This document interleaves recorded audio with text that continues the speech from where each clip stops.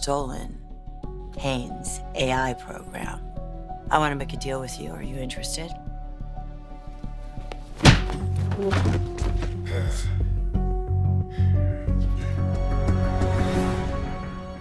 The Young and the Restless, Y&R, spoilers for the next 2 weeks, February 9th to February 20th, hint that fans will see the Dominic Winters, Ethan Ray Clarke, story climax while Victor Newman's, Eric Braeden, scheme gets ruined and Nick Newman, Joshua Morrow, deals with some addiction drama.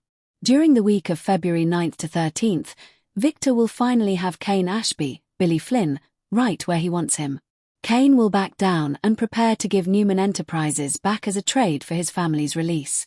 However, Phyllis will take drastic action to stop Kane from destroying her victory, and she'll pull Billy Abbott, Jason Thompson, into her grand plan. Phyllis may wind up controlling Newman Enterprises while Billy officially takes the reins at Chancellor.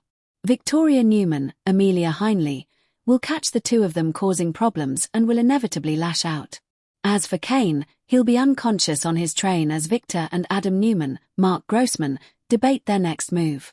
Of course, Kane will be fine in the end, so this may be a case of getting knocked out of just falling into a drunken stupor.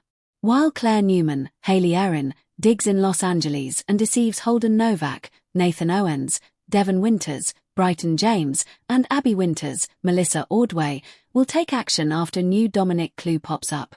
Mariah Copeland, Cameron Grimes, will alter her scheme as she tries to avoid getting caught, but Abby, Devon and Detective Burrow, Matt Cohen, will head off on a jet as they try to find both Mariah and Dom.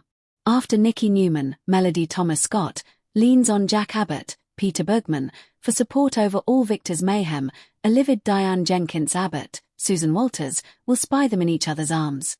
Plus, there'll be some Valentine's Day romantic efforts as Billy Abbott, Jason Thompson, tries to fix things with Sally Spectra, Courtney Hope. Adam Newman, Mark Grossman, will also blow Chelsea Lawson, Melissa Claire Egan, away with a special present while Noah Newman, Lucas Adams, surprises Sienna Bacall, Tamara Braun, in LA. The week of February 16th to 20th may bring some pain-med trouble for Nick. Nick may become increasingly addicted and burn through his pills too quickly. Will Sharon Newman, Sharon Case, see some warning signs and worry about Nick, or will she be too caught up in all the Mariah chaos to notice? Regardless, the Dominic kidnapping story may be on the verge of its climax. Will Mariah get cornered and arrested while Dominic gets returned to Abby and Devon? At some point, Christine Blair Romalotti, Laura Lee Bell, will be hired to represent Mariah, who'll land in quite a legal mess. The Young and the Restless spoilers say some highs and lows are on the way, so stay tuned for updates on all the stunning news and troubling moments to come. Their first power base wouldn't be a corner office at a mega corporation. It would be the Grand Phoenix. It could transform from a boutique hotel into the central intelligence hub and deal-making epicenter for anyone disaffected by the Newman Chancellor duopoly. Billy, possibly sidelined or disillusioned after the latest Chancellor power grab, could bring his ideas and capital to the table, partnering with Phyllis to expand her empire. They could launch ventures that the staid, old money corporations overlook, in tech, media, or experimental luxury. They wouldn't compete directly with Victor or Jill on day one. They would create a new game entirely. Furthermore, their personal redemption arcs are powerful narrative they could weaponize. In a town obsessed with image, a partnership billed as two flawed people building something real holds immense PR appeal. They represent second, third, and fourth chances. This could attract talent and investors tired of the glacial, judgmental pace of the established families. Their power would be psychological as much as financial, representing the triumph of scrappy resilience over entitled inheritance. Of course, the path is mined with existential threats. Their personal demons are their greatest vulnerability. Billy's impulsivity could clash with Phyllis's more calculated, though still volatile, nature. A single relapse into old patterns, a betrayal of confidence, a reckless gamble, could vaporize trust instantly. Furthermore, they would paint a massive target on their backs. Victor Newman does not tolerate insurgent powers. He would see them not as a corporation to be acquired, but as a mutiny to be crushed. Jill Abbott, with her complex loyalties to both Billy and her empire, would be a wild card, potentially their most formidable opponent or an unlikely, temporary ally. And then there is Diane Jenkins, a reformed schemer herself, whose presence at Jabot and connection to Jack adds another layer of complication and potential conflict. The romantic question is inextricably linked to the power question. A reunited Philly would be a romance conducted in the war room. Their love, if rekindled, would be a source of immense strength, a safe harbor of total acceptance in a world that judges them. But it would also be their greatest point of exposure, a vulnerability their enemies would exploit mercilessly. Could their relationship withstand the pressure of being both a love story and a corporate strategy? For them, perhaps that duality is the only kind of relationship that could work.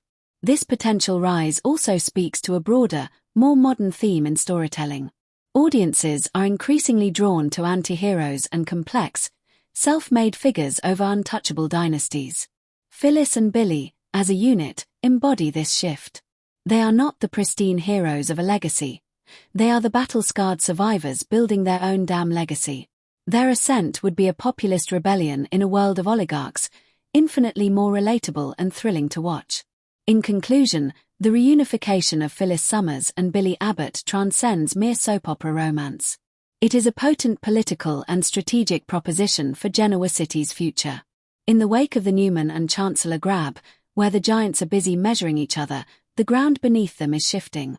Phyllis and Billy, from their base at the Grand Phoenix, represent that shifting ground.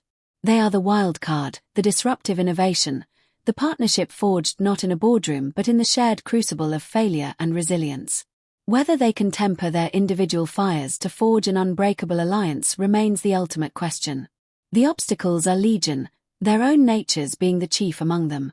But if they can align their considerable talents, Phyllis's strategic ruthlessness with Billy's rebellious energy, and manage the Herculean task of trusting each other completely, they won't just be a couple.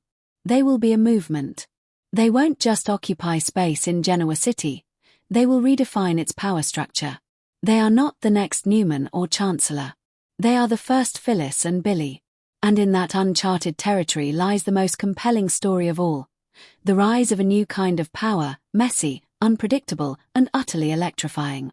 Keep your eyes on them. While the Titans are busy grabbing, Phyllis and Billy might just be building the future. Will Mariah get cornered and arrested while Dominic gets returned to Abby and Devon? At some point, Christine Blair Romalotti, Laura Lee Bell, will be hired to represent Mariah, who'll land in quite a legal mess. The Young and the Restless spoilers say some highs and lows are on the way, so stay tuned for updates on all the stunning news and troubling moments to come.